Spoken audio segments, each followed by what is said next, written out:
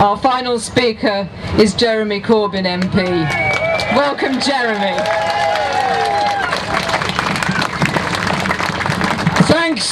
Thanks everybody, and a big thank you for being here today and making a difference, because it has made a difference. Having everybody lobbying, rallying and meeting outside here has made a big difference, and also the coalition of all the organisations and all the groups that came together for today to try and get a united position that we could really make a difference in Parliament. So a big thank you to all the groups and organisations for working together for peace. Now, I've been in many parliamentary debates that have been very high temperature, very high tempo debates, and when I spoke this afternoon I thought about the implications of nuclear weapons, because too often the whole thing gets wrapped up in weaponry, costs, this, that and the other. But the reality is nuclear weapons killed hundreds of thousands in Japan in 1945, and people are still dying from the cancers from that explosion, or those explosions at that time. And then this morning I got an email from the mayor of Salt Lake City in the United States on behalf of the Western Shoshone people, and he reminded me, and he wanted me to remind Parliament, and I was happy to do so, that British and American tests of nuclear weapons in the USA killed and are still killing people from thyroid cancers and other things.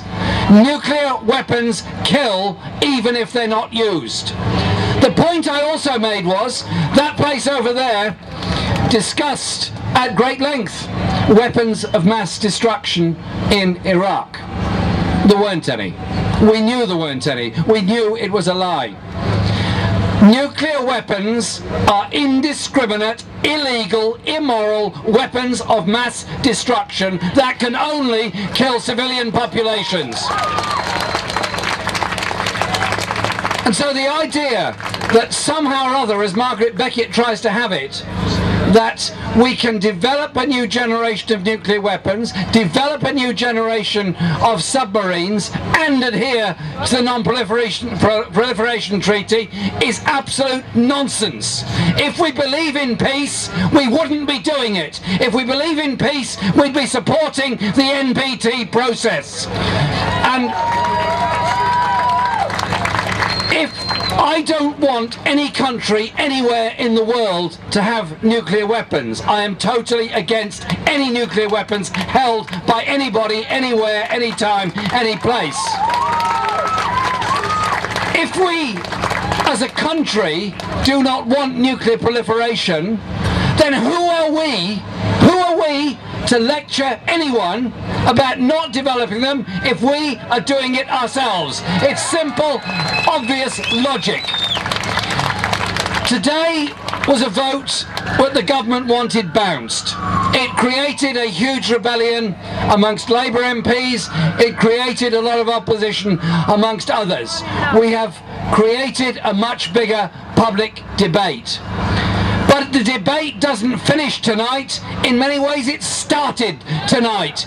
Everyone out there, faced with a hospital cot or a hospital closure, faced with any kind of public spending problem, knows full well £25 billion could be better spent.